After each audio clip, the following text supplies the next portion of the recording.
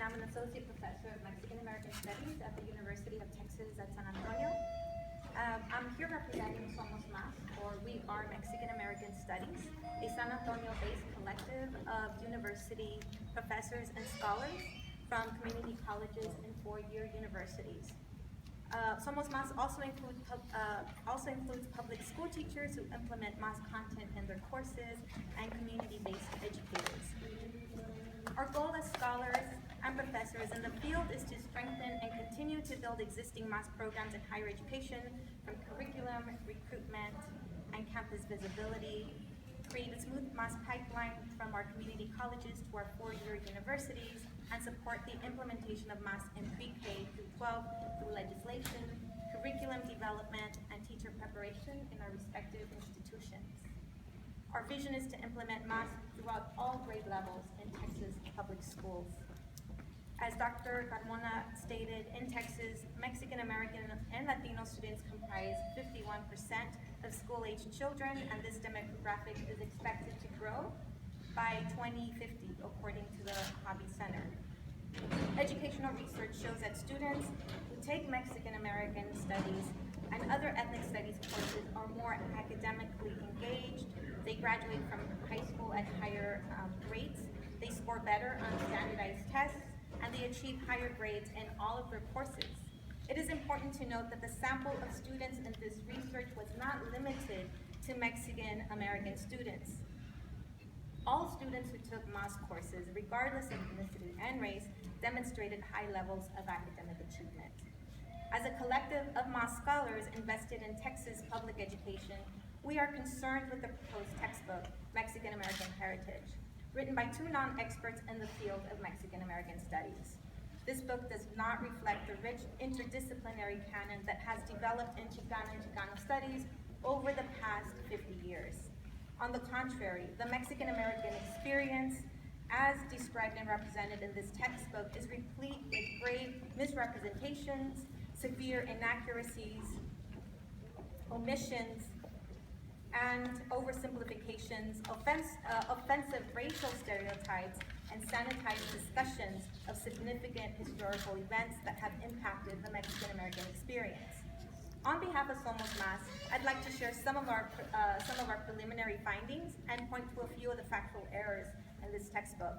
This brief summary of findings is based on a collective review conducted by Dr. Marco Cervantes from UTSA, Dr. Jaime from Our Lady of the Lake University, Dr. Cynthia Cortez from St. Philip's College, Mariano Aguilar from San Antonio College, Juan Tejeda from Palo Alto College, and myself. We represent the fields of cultural and literary studies, anthropology, education, and human development. Let me begin by pointing to some of the factual errors in the first chapter.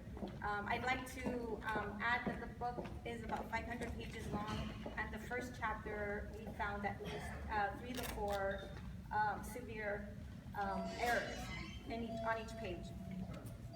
Throughout the first chapter, the authors refer to pre-conquest civilizations in Mexico as quote-unquote Indian tribes, and justify the use of this term, saying that the word quote-unquote Indian is the English translation of indio, which they claim is a socially acceptable term used by various indigenous peoples in Latin America. The authors fail to address the racial and racist connotations of this term and how this term has been used to oppress indigenous peoples throughout the continent.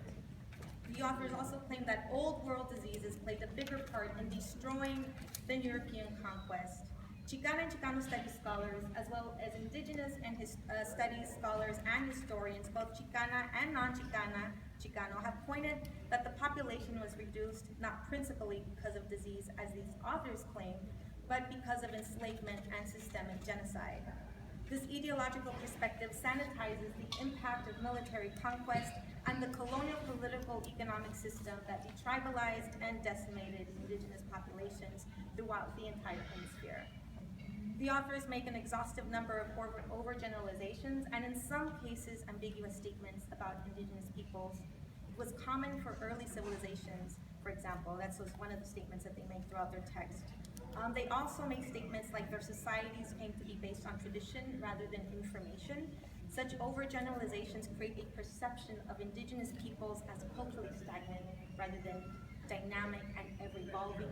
Moreover, their implicit comparison of indigenous civilizations as being quote-unquote traditional and Western civilizations based on information or knowledge dismisses the millennial-old bodies of knowledge that gave rise to one of the most sophisticated mathematical systems on this planet: astronomy, medicine, agriculture, philosophy, and artistic and literary expressions. The authors also claim that Indians, quote-unquote, lacked a common language, which limited cross-cultural communication with each other. This statement is not only inaccurate, it is nonsensical. Linguists, historians, and other scholars in Chicana and Chicano studies have pointed to the multitude of indigenous languages as well as the multilingualism that existed and continues to exist in indigenous communities. Throughout the first chapter, the authors also describe Nawa Maya peoples as bloodlust driven. They actually use the term bloodlust, an essentialist and racist description that seems to come out of an over-sensationalized Hollywood movie like Apocalypto, rather than historical or anthropological research that gives a comprehensive, accurate, and critical understanding of Maya Nawa-speaking peoples.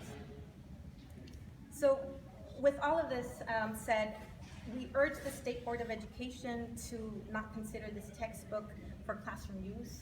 To allow this book to be used in any Texas public school is a disservice to our students who deserve to learn about Mexican American studies from experts in the field, who deserve to be academically prepared to face the most pressing issues in our society. And a textbook like this would be a great disservice not only to Mexican American students, but all students in Texas public schools. Thank you.